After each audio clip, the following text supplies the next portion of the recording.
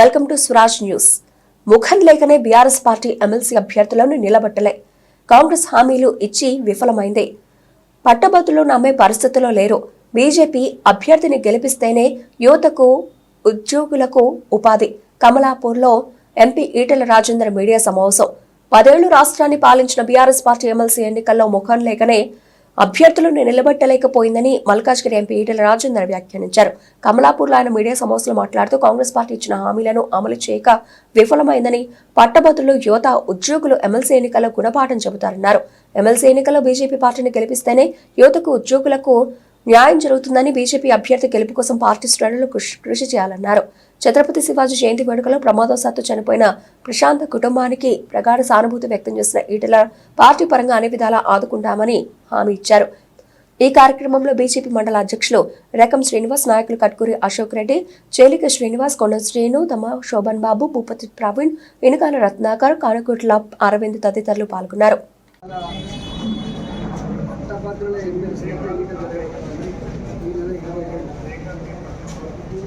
అదే పద్ధతిలో teacher MLC అభ్యర్థి కూడా ఎన్నిక జరుగుతుంది. భారతీయ జనతా పార్టీ అభ్యర్థిగా టీచర్ ఎమ్మెల్సీగా పట్టభద్రుల నియోజకవర్గానికి అంగిరెడ్డి గారిని పార్టీ ఇక్కడ టీఆర్ఎస్ పార్టీ నిలబెట్టడానికి సాహసించే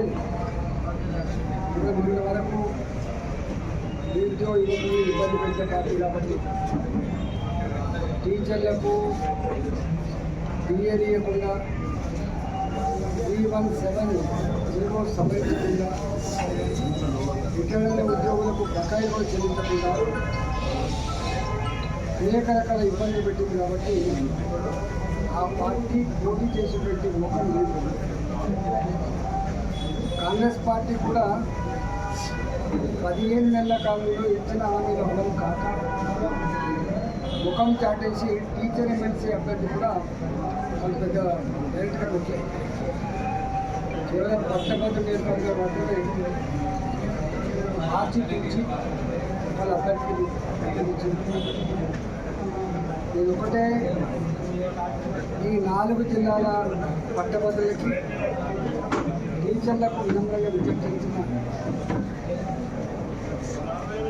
310 జీవోలు మన ఉచురు పోసుకున్న పార్టీ ఇప్పటి కూడా స్పందించిన పార్టీ. 5 డిఏలు పెండింగ్ ఉన్న ఆనాడు కారకులైన పార్టీ ఇప్పటి కూడా ఇవ్వకుండా ముఖం చాటేస్తున్న పార్టీ. ఇవాళ కాంగ్రెస్ ప్రభుత్వం రిటైర్డ్ అయిన ఉద్యోగుల బెనిఫిట్స్ కూడా ఇవ్వడానికి ప్రయత్నం చేసుకునే పరిస్థితి.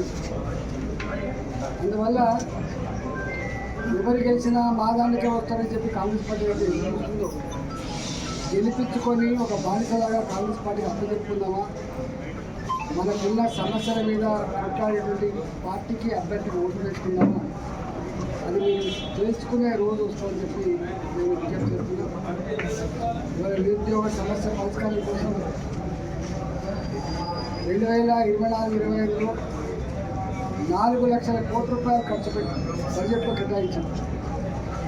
2025-26లో ఇదే నిరుద్యోగ సమస్య మీద మళ్ళీ బడ్జెట్లో నిధులు కేటాయించడమే కాకుండా దీన్ని అడ్రస్ చేయకపోతే యువత, యువశక్తి దేశ పురోగమనంలో, అభివృద్ధిలో భాగాన్ని పంచుకోకపోతే ఈ దేశం 3వ ఆర్థిక వ్యవస్థ అభివృద్ధి చెందే ఆస్కారం లేదని చెప్పి భావించిన మోడీ గారు నిరుద్యోగ యువతకి అనేక రకాల పథకాలు ప్రకటించింది.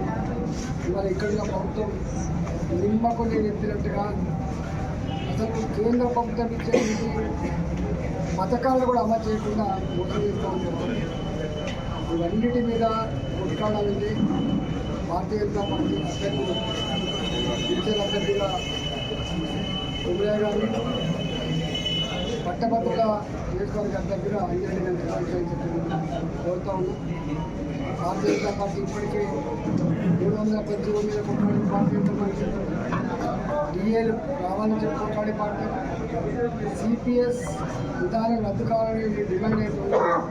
దాని మీద అంతో ఇంతో మా ప్రభుత్వం చేసే పరిస్థితి. కేజీపీవీ స్కూళ్ళలో ఉన్నటువంటి టీచర్ల సమస్యలు, నాన్ టీచింగ్ సమస్యల విషయంలో మేము కొట్లాడలేము, మోడల్ స్కూల్ టీచర్లో ఉండేటువంటి సమస్యలు మేము కొట్లాడలేము. ఒక మాట చెప్పాలంటే ఇవాళ రాబోయే కాలం అంతా కూడా ఈ ప్రభుత్వం మీద అంకుశం పెడితే తప్ప సమస్యల పరిష్కారం కాదు. కాబట్టి ఇవాళ పైకి కొట్లాడేటువంటి ప్రజల పక్షాన, టీచర్ల పక్షాన, నిరుద్యోగ యువత పక్షాన నిలబడి కొట్లాడే పార్టీ బీజేపీ. కాబట్టి భారతీయ జనతా పార్టీ అభ్యర్థులు ఓటేసి గెలిపించండి. శాసనసభలో, శాసన మండలిలో ఇక్కడ కూడా అందరం అండగా ఉంటామని చెప్పి మొన్న